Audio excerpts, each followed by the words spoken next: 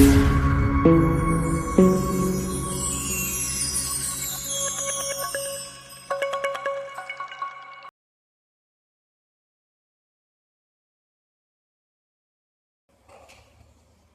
está sobre todas las cosas. Y yo creo que el estudio de hoy tiene que ver con esto, con nuestra identidad. Hoy vamos a continuar con esta serie que venimos tocando desde hace ya varios domingos, varios jueves, que es el tema de la espiritualidad. Y cómo nosotros nos relacionamos con el Espíritu Santo y cómo el Espíritu Santo se relaciona con nosotros. Y durante todos estos jueves hubo un versículo, hubo un pasaje, mejor dicho, no un versículo, que lo hemos repetido muchas veces y que era el de Efesios, capítulo 5, versículo 18. Y tal vez este versículo en particular, el versículo 18, está en el centro de un gran mensaje que se nos está. Si nosotros tomamos, lo cual es incorrecto, tomar aisladamente el versículo 18, no porque esté mal en sí, sino porque es necesario comprender el contexto en el cual está este versículo, nos perdemos de muchas otras cosas que el Señor tiene para nosotros. Y entender todo lo que el Señor tiene para nosotros es como, dice ahí, ¿no? El tesoro, que muchas veces lo pasamos por alto y no nos damos cuenta.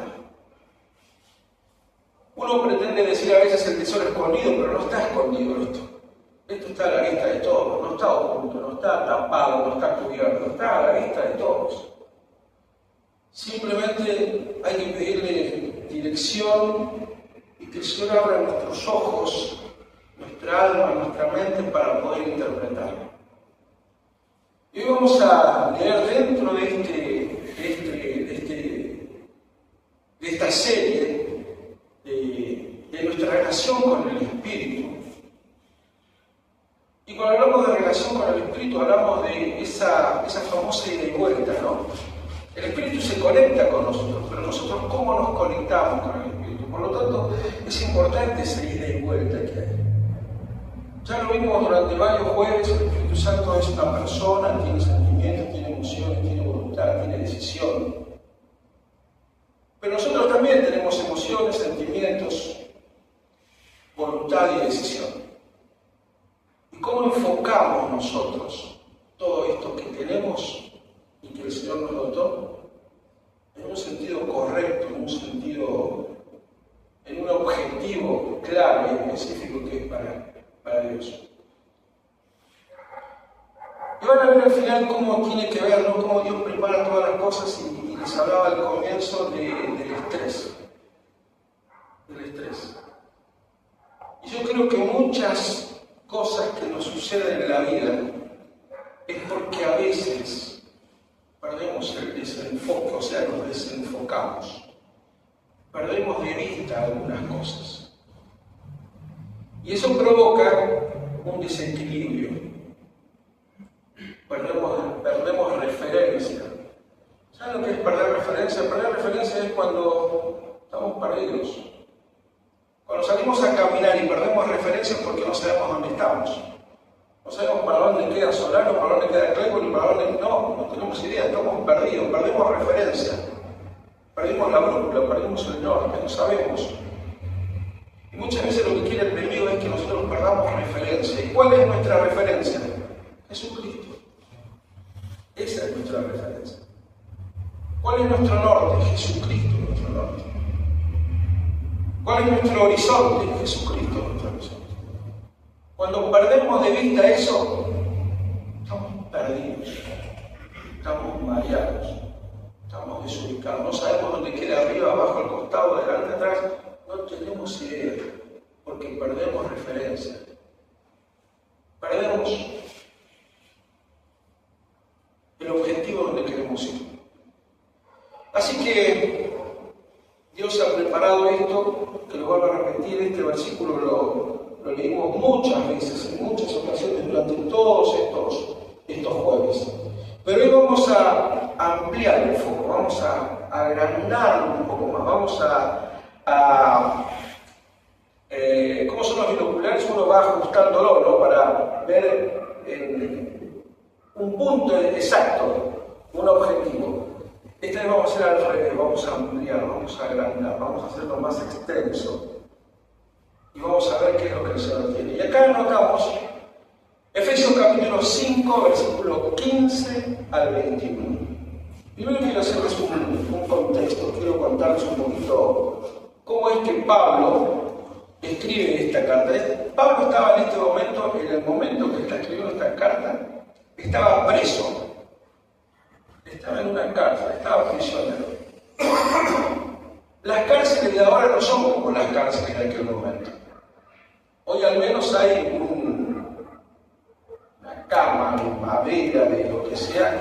En aquel momento una prisión era un pozo en el suelo donde no había luz, no había piso, había humedad, había oscuridad y probablemente algunos amiguitos ahí caminando con ellos.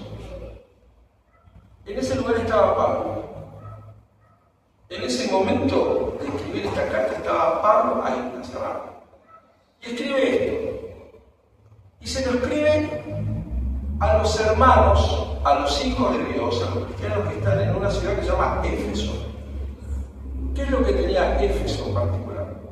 Era una ciudad muy idólatra, muy pagana, muy pecaminosa. Y su diosa, o su deidad principal, era la diosa Artemisa, también conocida como Diana. Entre las ofrendas que le ofrecían a Diana, a Artemisa, la diosa, a la deidad de ese lugar, estaban las orgías. O sea, las orgías sexuales eran una ofrenda a la diosa. Entonces, todo el pueblo, absolutamente envuelto en esto, estaba metido en eso. Y si eso ya era la depravación, imagínense ustedes cómo era el resto de su día, cómo era el resto de su vivir continuo, permanente. Por lo tanto, aparte de depravación sexual, también había contaminaciones de todo tipo, alteraciones de todo tipo, delincuencia. Y ahí en medio de esa ciudad había una iglesia. Una iglesia de cristianos que habían conocido al Señor, pero estaban ¿dónde? En Éfeso. Y la tentación trabaja. La tentación trabaja. A los hijos de Dios trabaja.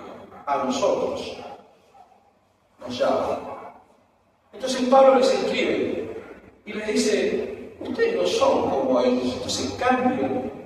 Fíjense, ustedes le dieron su vida de nuevo, al Señor le dieron su vida y ahora tienen una nueva vida, no son como los de Éfeso. Por lo tanto, tienen que cambiar, tienen que ser distintos. No se queden con lo que eran antes, ya no son lo que eran antes, ahora son nuevas personas. Son nuevos seres para Dios. Y aquí comienza lo que vamos a empezar a estudiar esta noche. Dice desde el capítulo 15, desde el versículo 15.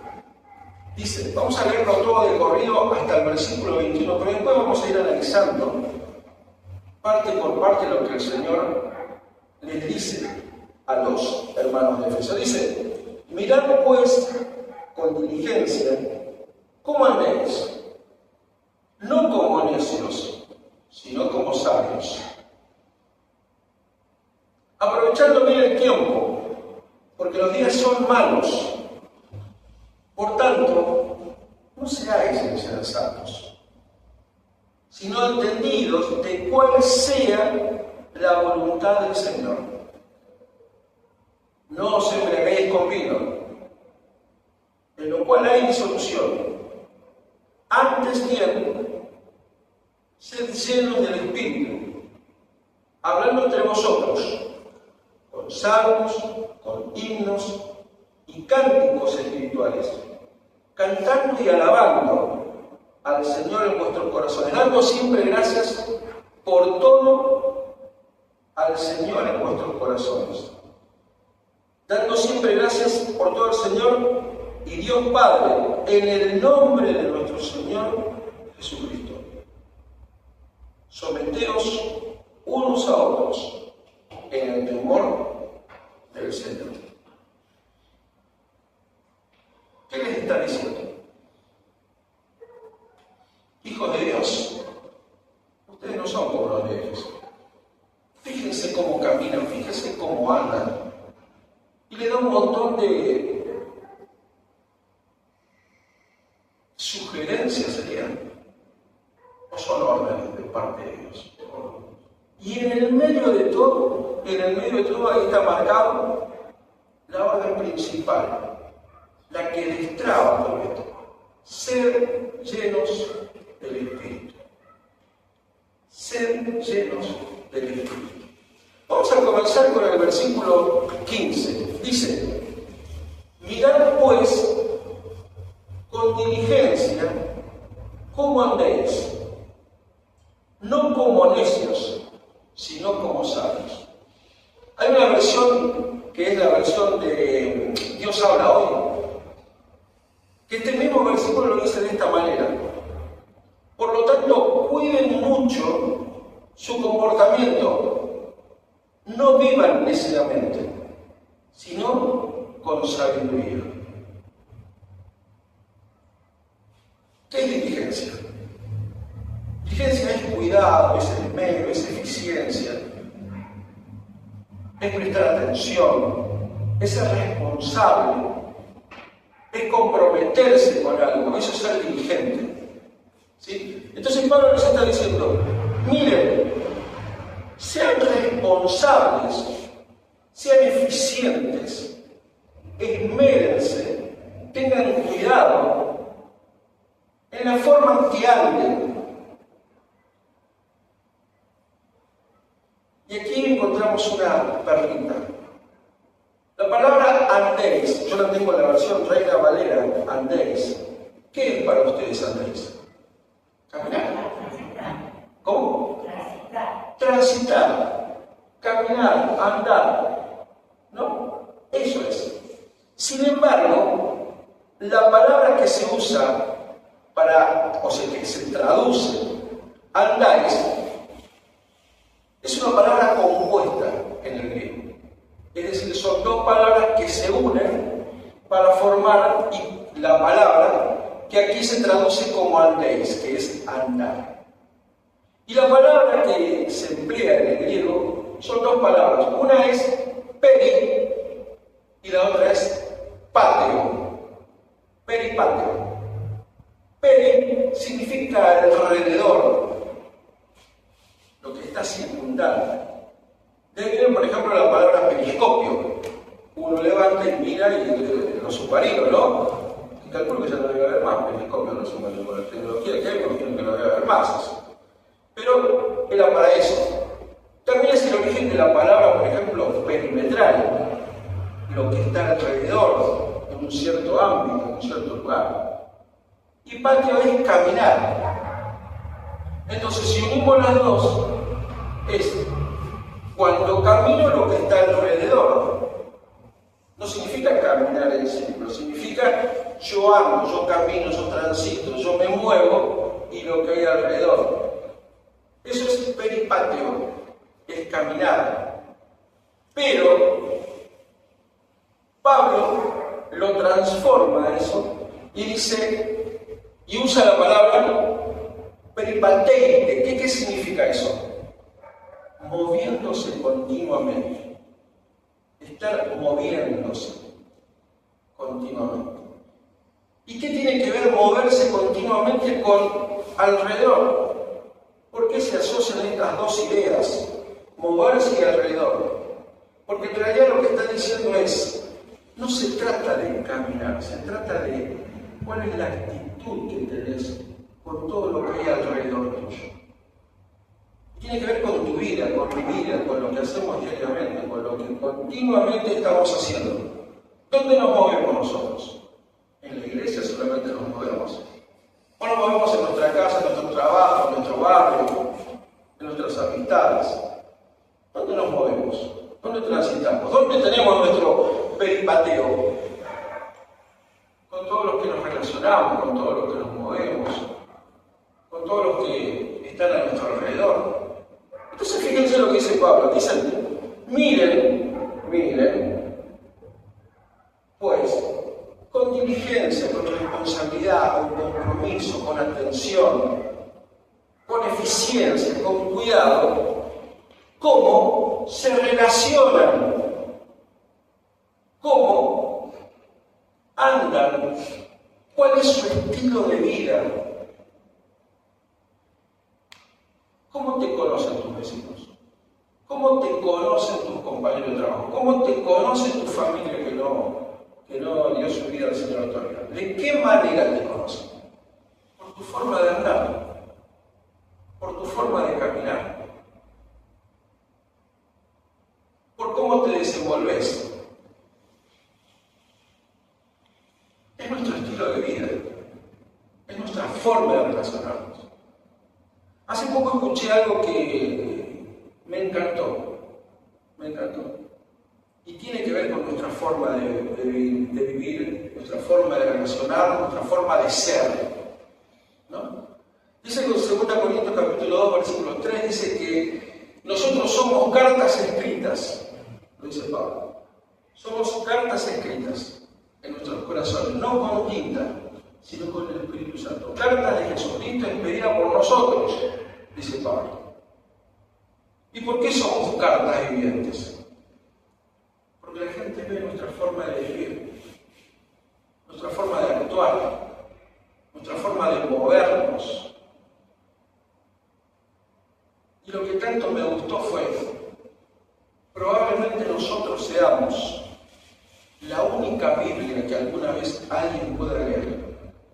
Nuestra vida somos nosotros. No crean que toda la gente lee la Biblia, o que alguna vez lo va a leer. Pero está viendo tu vida y está leyendo la Biblia. Esa carta que Pablo escribió. Importa nuestra vida. Importa nuestro desenvolvimiento. Yo conozco muchos cristianos que se desesperan ante las situaciones.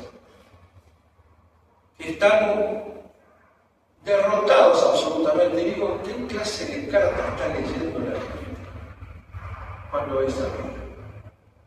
Y acá Pablo está diciendo, mirad, ojo, presten atención, con diligencia, con atención, con cuidado, con esmero, ¿cómo te estás desenvolviendo en la vida? ¿Cómo te estás manejando? Y acá dice, no como necios, sino como sabios. Hay algo que a mí me gusta mucho en el griego, que es cómo las palabras, bueno, cada idioma debe tener su particularidad y cada uno debe tener sus cosas. Pero ¿saben cómo se dice sabio en griego? Sophos se dice. Sophos. ¿Sabe cómo se dice necio? En griego se pone una palabra, una letra antes, que es para negación. Por ejemplo, si yo digo, es como decir simpático, antipático, ¿no? ¿Qué estoy diciendo con antipático? Que no es simpático, ¿no? En griego, sophos se dice sabio, sabio se dice sophos, y necio se dice asophos, o sea, no sabio. Lo contrario de sabio. Entonces, Pablo está diciendo, no andes en esta vida como un no sabio, sino como un sabio anda. ¿Y cómo anda un necio? Vive sin dirección. No tiene idea para dónde va. Lo que hablamos al comienzo. No tiene un objetivo, no tiene una referencia, no tiene un norte, no tiene una dirección. Entonces vive sin una dirección clara. Reacciona en función a las circunstancias. Lo que pase, eso me afecta. Y de cómo me afecta, así reacciono. Ignora la voluntad de Dios. Un necio no tiene en cuenta esto. Un necio no le importa lo que Dios diga. Y desperdicia el tiempo. ¿Y qué hace un sabio? Vive con un propósito definido. Sabe cuál es el rumbo, sabe cuál es el objetivo. Sabe cuál es la dirección que debe llevar. Reacciona o responde de sus convicciones. No importa lo que pase alrededor mío. Importa lo que yo creo. Yo creo en Dios. Entiende la voluntad de Dios y redime el tiempo, muy al contrario de lo que hace el necio. Fíjense las diferencias, ¿no? El necio no sabe para dónde va. ¿Pueden poner el siguiente? El necio no sabe para dónde va. En cambio, dale otro. No sabe para dónde va.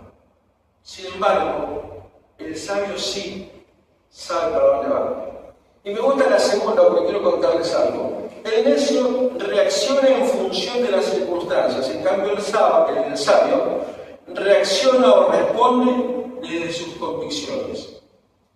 Yo tengo un vecino que se llama Daniel. No le voy a decir el apellido porque si no van a decir, ahí te lo conozco. Se llama Daniel. Desde que lo conozco en mi misma iglesia. Conoce, se entregó al Señor, tuvo sus recaídas y adicciones, y cada vez que lo veo, porque para colmo, cuando voy a la casa de mi hijo, tengo que pasar por enfrente de la casa de él. ¿Y dónde está él? Sentado en la vereda. Entonces lo veo siempre. Y cada vez que lo veo, le digo, Dani, vamos a la iglesia, Dani, entregate al Señor, Dani, esto, lo otro. Me dice, sí, gracias, sí, lo voy a hacer, gracias, sí, lo voy a hacer. Y un día me llamó. Entonces, le dije, ¿sabes lo que sos vos, Daniel? Vos sos esa hojita del árbol que se mueve con el viento.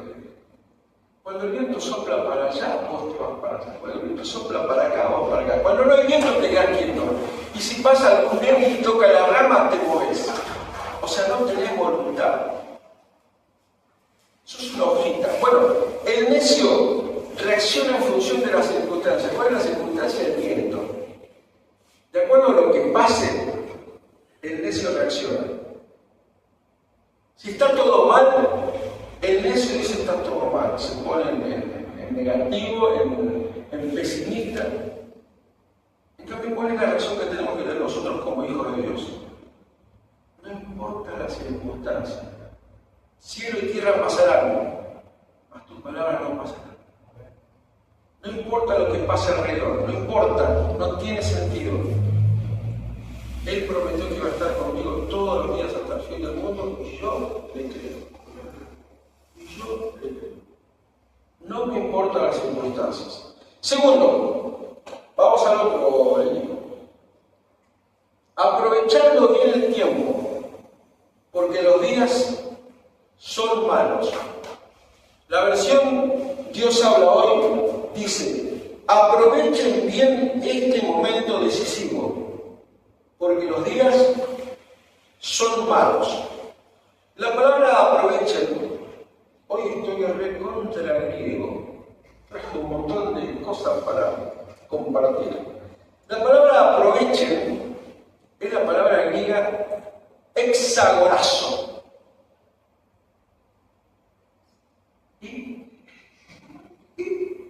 Pero esta misma palabra, hexagorazo, en Colosenses capítulo 4, versículo 5, esta misma palabra se traduce como redimir o redima.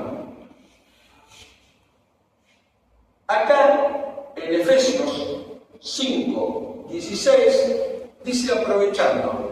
Y en Colosenses la misma palabra se traduce como redimir.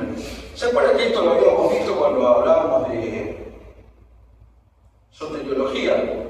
De redimir, que el Señor nos redimió. ¿Qué es redimir? Comprar.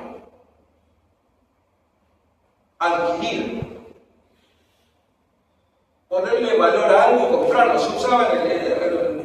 término se usaba cuando se compraban esclavos en aquel momento.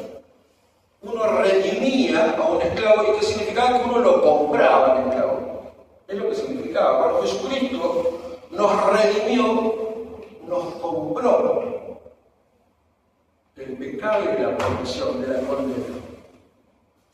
Entonces, lo que está diciendo Pablo acá es: rediman bien el tiempo, denle valor al tiempo.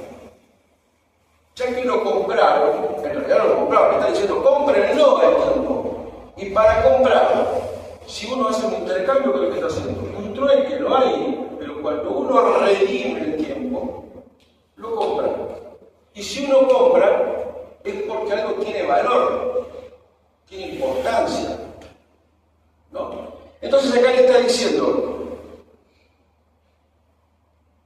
compren el tiempo, rescaten el tiempo. ¿Sí?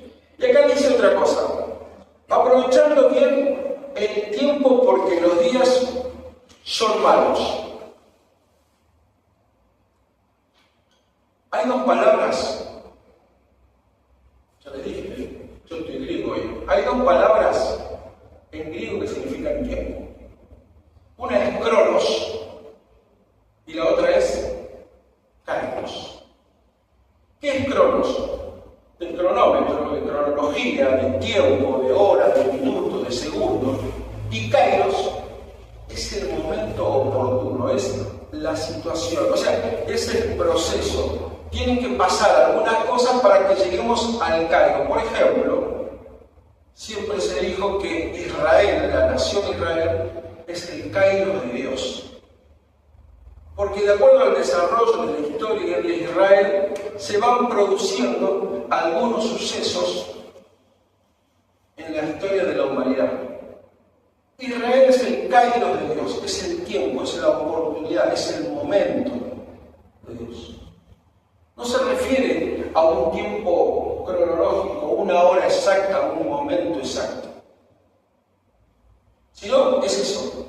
En este caso, en este versículo, en el versículo 16, aprovechando bien el tiempo, aprovechando, ¿y sabe la palabra que usa Pablo acá? Kairos. Pablo no está diciendo: miren, fíjense bien y aprovechen las 24 horas que tiene el día. No. Está diciendo: aprovechen, rediman, denle valor al kairos, al momento oportuno que Dios preparó. A esta situación que Dios preparó. Dice: aprovechando bien el tiempo porque los días son malos. Miren, por ejemplo, en Gálatas capítulo 6, versículo 9 dice: a su tiempo segaremos. Pablo está usando ahí la palabra kairos. En el momento justo vamos a segar. No está diciendo el 24 de julio a las 5 de la tarde justo vamos a empezar a segar. No, está diciendo en el momento que Dios diga, en el momento que Dios nos permita, en ese momento segaremos. Marcos 1:15 dice: el tiempo se ha cumplido, el kairos se ha cumplido. Muchas cosas pasaron y Jesucristo vino a la tierra. El momento justo. Segunda Timoteo 4:2 dice: insta a tiempo y fuera de tiempo. Insta en la oportunidad que te da Dios y aun cuando Dios no te da oportunidad. Predicar, andar, decir tú. En Primera Crónica capítulo 12, versículo 32 hay un pasaje hermoso, dice: de los hijos de Isaacar 200 principales, entendidos de los tiempos. Veían la situación, veían, analizaban, veían lo que estaba pasando en el mundo y sabían lo que Israel debía hacer. La palabra usada en el hebreo, cuando el Antiguo Testamento se escribió en hebreo, es la palabra et, que significa lo mismo que kairos. Por lo tanto dice: de los hijos de Isaacar, Primera Crónicas 12:32, de los hijos de Isaacar 200 principales, entendidos de la oportunidad, el momento, la situación que Dios generó, y en base a eso sabían lo que Israel debía hacer. ¿Y quién le dio sabiduría? ¿Quién le dio esa sabiduría? Dios. Por lo tanto, volviendo al original, Pablo les está diciendo, aprovechen, valoren, dense cuenta, analicen que el tiempo que ustedes tienen, el Cairo que ustedes tienen, es un momento único de Dios. Entonces denle un valor a ese tiempo. Cronos, ¿dónde se usa la palabra cronos para que entendamos la diferencia? En Hechos 1:7 dice, no os toca a vosotros conocer los tiempos, se traduce como tiempo, y sin embargo la palabra griega es cronos. Ustedes no saben qué día, qué mes, qué año va a venir el Señor. No les corresponde a ustedes saber. En Gálatas 4:4 dice, pero cuando vino el cumplimiento del tiempo, usa cronos. Herodes, en Mateo capítulo 2, versículo 7 dice, Herodes indagó el tiempo, cronos, en el que apareció la estrella. ¿Se acuerdan cuando los interrogaban a los magos y les preguntaban, ¿cuándo salió la estrella? ¿En qué momento? ¿Qué situación? ¿Qué día? ¿Qué hora? ¿Qué mes? En este caso, Pablo, en Efesios 5:16 dice, aprovechando bien el tiempo, la oportunidad, el momento. ¿Por qué? Porque los días son malos. Fíjense qué dato nos da Pablo ahí. ¿Por qué? Porque los días son malos. Hay dos palabras en griego para decir malos. Uno, kakos, significa malo en naturaleza, malo, feo, desagradable. Y la otra es poneros, así se dice, poneros. ¿Y qué significa poneros? Es algo que es malo y hace mal. Es como un generador de mal. Es como maldad. Como algo donde se genera maldad. ¿Cuál usa Pablo? Poneros. Cada día se genera maldad. Cada día hay más maldad. Cada día hay una máquina que genera maldad. La palabra que usa Pablo es poneros. Porque los días son poneros. Son malos y se ponen peor. Y se ponen más malos todavía. Por lo tanto, no vivamos en una nube pensando que está todo lindo, que está todo bien. No, estamos en medio de un mundo feo, malo y podrido. Ahí estamos nosotros, acá estamos nosotros. Aprovechando bien el tiempo, darle valor al tiempo, valorar el momento que Dios abrió o que Dios te permitió, porque estás en medio de un mundo malo. No un mundo bueno, no un mundo agradable. Por lo tanto, vamos a hacer un repaso del 15. Mirad pues con diligencia, con responsabilidad, con compromiso, cómo te desenvolves en la vida. ¿Cuál es tu estilo de vida? Y no andes como necio, perdido, sin tener en cuenta nada, sino anda como sabio. Vos sos un hijo de Dios. Dale valor al tiempo, al momento que Dios te dio. Porque los días son malos. Malos. Por tanto, versículo 17, no seáis insensatos, sino entendidos de cuál sea la voluntad del Señor. Fíjense, versión que dice: por tanto, no sean irresponsables, sino traten de comprender cuál es la voluntad del Señor. Otra vez, ¿saben cómo se dice una persona que está equilibrada, una persona que está en el centro, una persona que tiene los patitos en fila?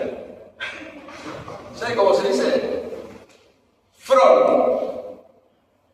Y si ya sabemos que los griegos le ponían algo adelante para el que era lo contrario, ¿cómo se diría un insensato? Afro. Por lo tanto, Pablo acá dice: no sean afrón. No seas una persona que no tiene en cuenta nada, que está, vamos a decirlo simple, desequilibrado. ¿Qué es una persona equilibrada? ¿Qué es una persona sensata? ¿Qué es una persona que está firme? Una persona que uno lo ve y se nota. ¿Y qué es una persona desequilibrada? Tenemos muchos modelos muy cercanos, ¿no? Lo dejamos ahí. Una persona equilibrada es una persona que está en sus cabales, que tiene en cuenta lo que hablábamos al comienzo, que tiene un norte definido, que sabe lo que quiere, que sabe a dónde va, que sabe comportarse, que sabe hablar. Y una persona desequilibrada, ¿qué es? Todo lo contrario. Todo lo contrario. Entonces Pablo acá está diciendo: por tanto, no sean eso, lo contrario, salir de sus cabales, perder la noción de todo, ser maleducados. No. Está diciendo: no sean irresponsables, sino entiendan, comprendan cuál es la voluntad del Señor. Hay al menos 4, cerca de 7 palabras hay en griego para la palabra castellana entender. Hay por lo menos 4, 5, 7 casi. Ya lo habíamos visto una vez acá también un jueves. Habíamos leído un pasaje, 1 Corintios capítulo 12, versículo 2. ¿Alguien lo puede buscar? 1 Corintios capítulo 12, versículos... 1 Corintios 12, capítulo 2.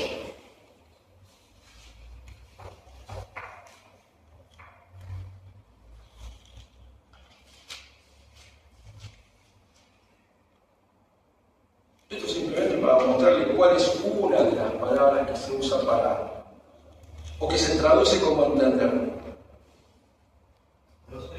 1 Corintios 2, 12. Perdón.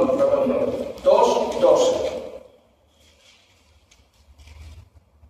12 dice: y nosotros no hemos recibido el espíritu del mundo, sino el espíritu que proviene de Dios, para que sepamos lo que Dios nos ha concedido, y lo cual también hablamos no como palabras enseñadas por sabidurías humanas, sino con la que enseña el Espíritu, acomodando a lo espiritual. Amén. Fíjense, ¿no? Vamos a repetirlo. Dice: y nosotros no hemos recibido el espíritu del mundo, sino el espíritu que proviene de Dios. Eso le está escribiendo Pablo a los corintios, que tranquilamente podría escribirlo Pablo a los claipolenses, que seríamos nosotros, ¿no? Y nosotros no hemos recibido el espíritu del mundo, sino el espíritu que proviene de Dios. ¿Para qué? Para que sepamos.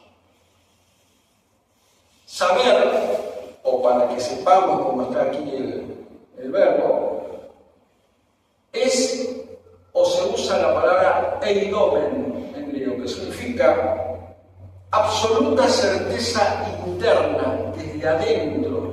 Nosotros sabemos, lo sentimos, lo sabemos, lo entendemos. Es algo que se genera acá en el corazón, en el alma. Por eso es que Pablo dice, y nosotros no hemos recibido el Espíritu del mundo, sino el Espíritu que proviene de Dios, para que sepamos, para que entendamos, para que comprendamos nosotros lo que Dios nos ha concedido gratuitamente. Porque hay otra palabra en griego que es ginosco, que significa entender intelectualmente. Intelectualmente.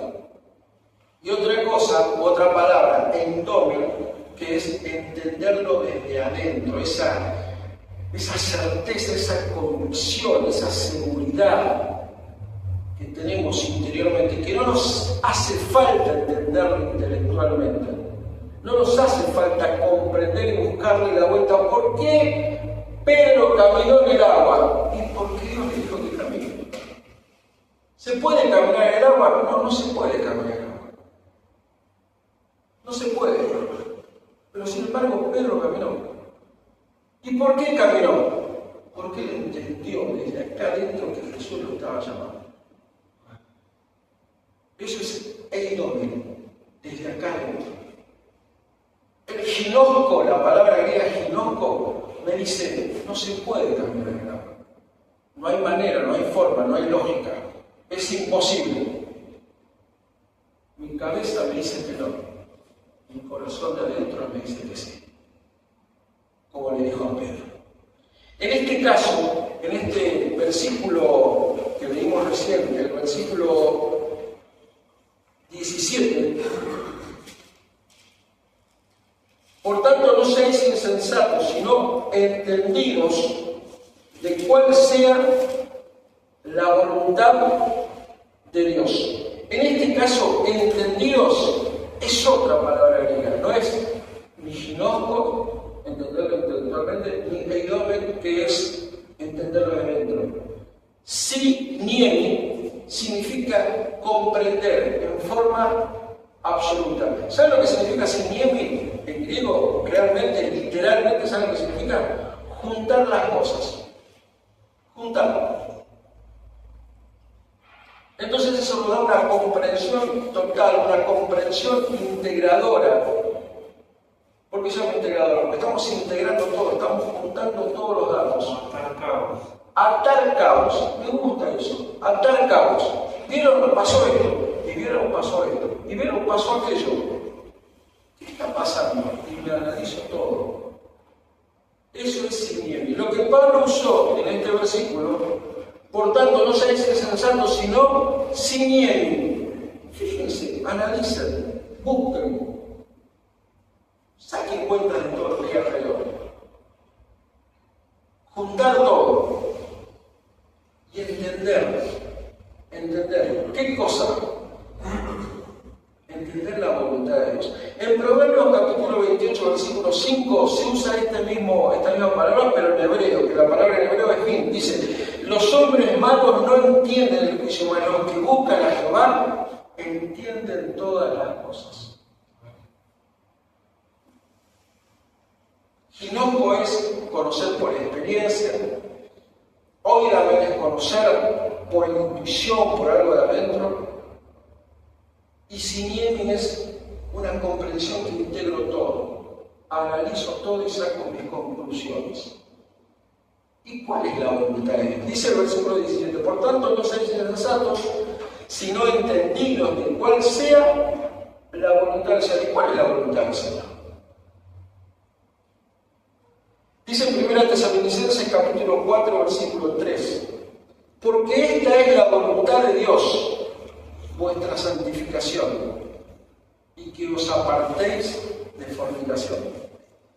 Dice 1 Timoteo capítulo 2, versículo 46, Dios quiere que todos sean salvos y vengan al conocimiento de la verdad. Pablo no les está diciendo, muchachos, averigüen si Dios tiene una voluntad, si Dios tiene una idea, si Dios quiere hacer algo. No, averigüen, descubran el propósito de Dios.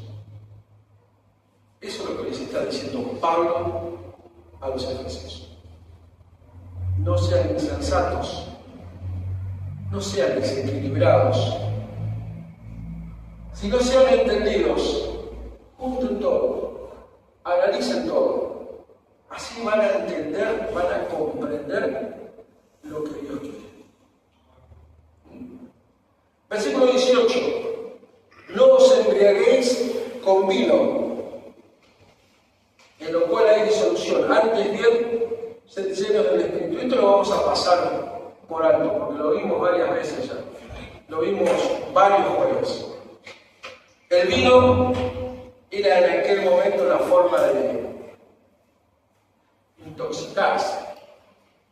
Era, en realidad la palabra que dice acá, no os embriaguéis con vino, la palabra embriagar también significa y también se traduce en muchos pasajes de la Biblia como intoxicar, envenenar, corromper. Por lo tanto, no te corrompas, no te intoxiques, no te envenenes. Al contrario, ¿por qué? En lo cual hay disolución, dice, me salté esto. En lo cual hay disolución. ¿Qué significa disolución? Hay imprudencia, hay abandono, hay disturbio, hay descontrol. Todo eso significa la palabra disolución. La palabra ira, que se traduce como disolución. Por lo tanto, este versículo lo vamos a pasar, no nos vamos a quedar mucho ahí. Después dice, hablando entre vosotros con salmos, con himnos y cánticos espirituales, cantando y alabando al Señor en vuestros corazones. La versión de la Biblia latinoamericana dice, intercambien himnos y cánticos espirituales, que el Señor pueda oír el canto y la música de sus corazones. Eso dice la Biblia latinoamericana. Y la Biblia Kadosh, que hace mucho que no la nombro, Kadosh hace bastante, dice, canten salmos, himnos y cantos del Espíritu el uno al otro. Canten al Cristo y hagan música en sus corazones para Él. Ahora fíjense, el versículo 19 viene del versículo 18. Y en el versículo 18, ¿cómo termina? Sean llenos del Espíritu. Inmediatamente después viene, canten salmos. Perdón, no dice canten salmos, dice, hablando entre vosotros con salmos, con himnos y cánticos espirituales. Cantando y alabando al Señor en vuestros corazones. ¿Saben? Al comienzo, cuando leí esto, digo, un salmo, un himno, un cántico espiritual, no es todo lo mismo.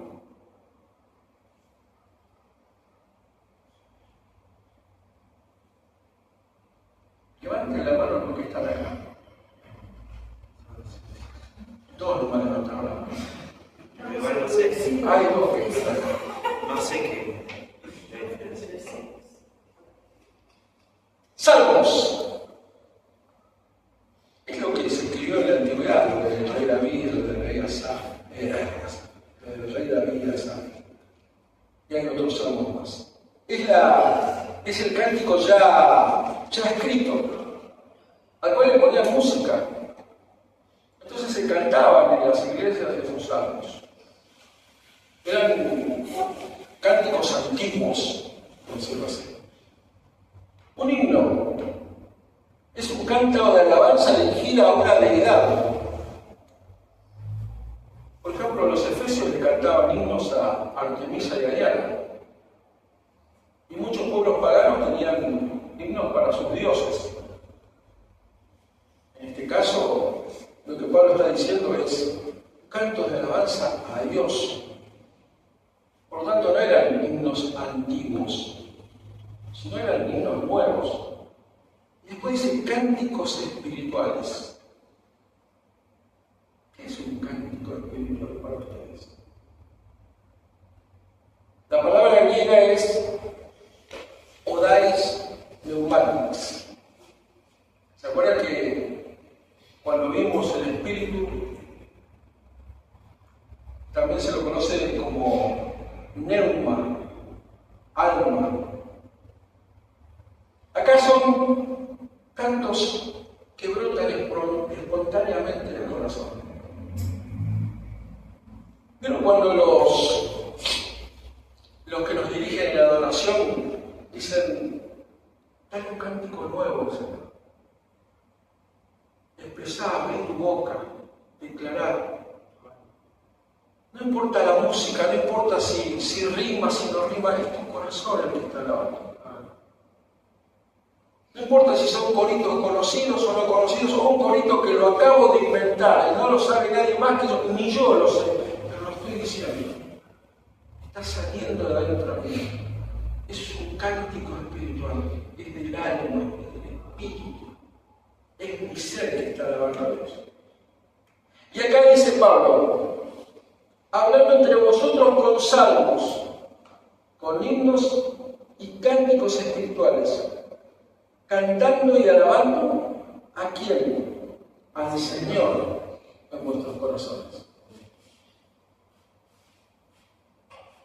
Después dice, versículo 20, dando siempre gracias por todo al Dios y Padre.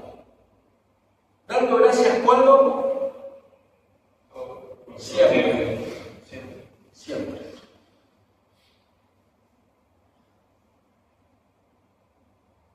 Cuando todo me va bien, cuando todo sale como yo quiero, cuando todo está perfecto, ¿quién no dice gracias, Señor? Gracias, Señor. Cuando todo va mal, todo lo que te está diciendo es en medio del dolor, en medio de la tristeza, en medio de la dificultad, en medio de la pérdida. Somos capaces de agradecer. No es natural agradecer en esos momentos. Es sobrenatural. Y Pablo nos está diciendo, dando siempre gracias, siempre, siempre. Por todo. Por todo. Por todo. No dice por todo lo bueno, dice por todo. Por todo.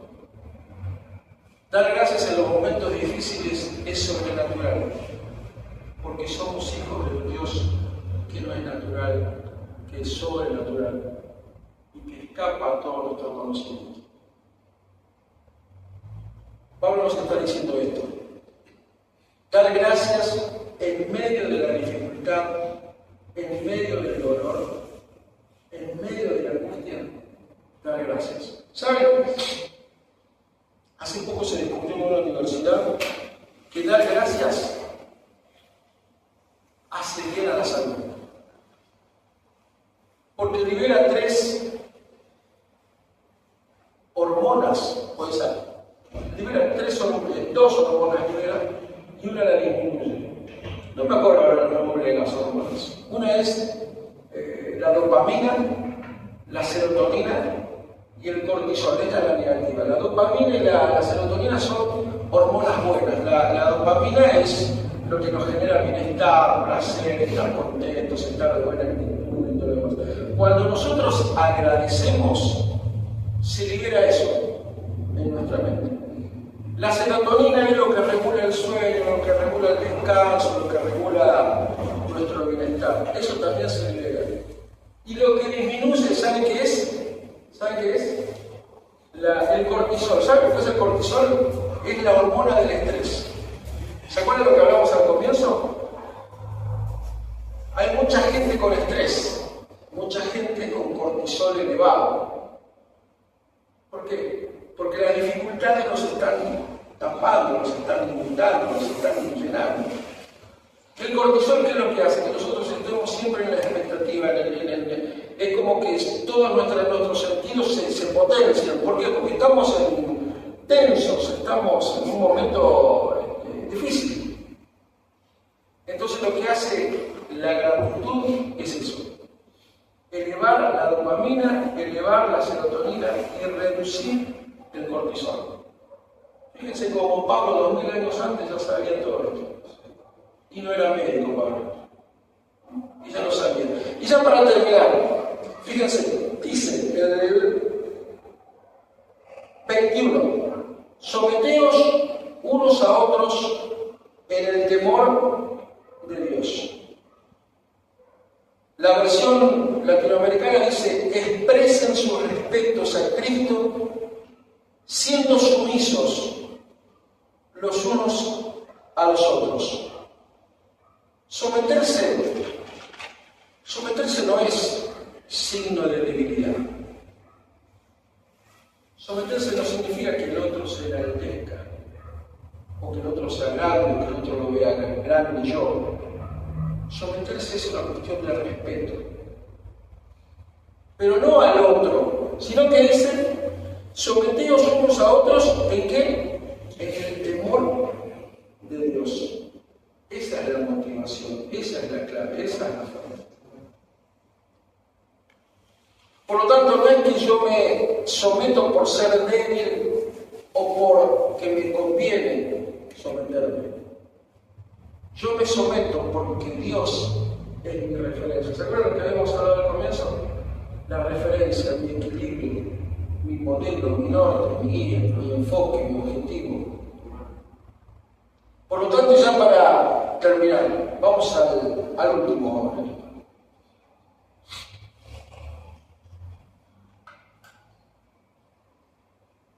Estamos hablando en toda esta serie de la llenura espiritual. Si hubiese, ¿se acuerdan? Hace 2 o 3 jueves atrás hablábamos de cómo medimos esas cosas que son inmedibles. No podemos, porque no hay instrumento para medir. ¿Cómo medimos la espiritualidad? ¿Cómo medimos la fe? ¿Cómo medimos el amor? No hay aparato para medir eso.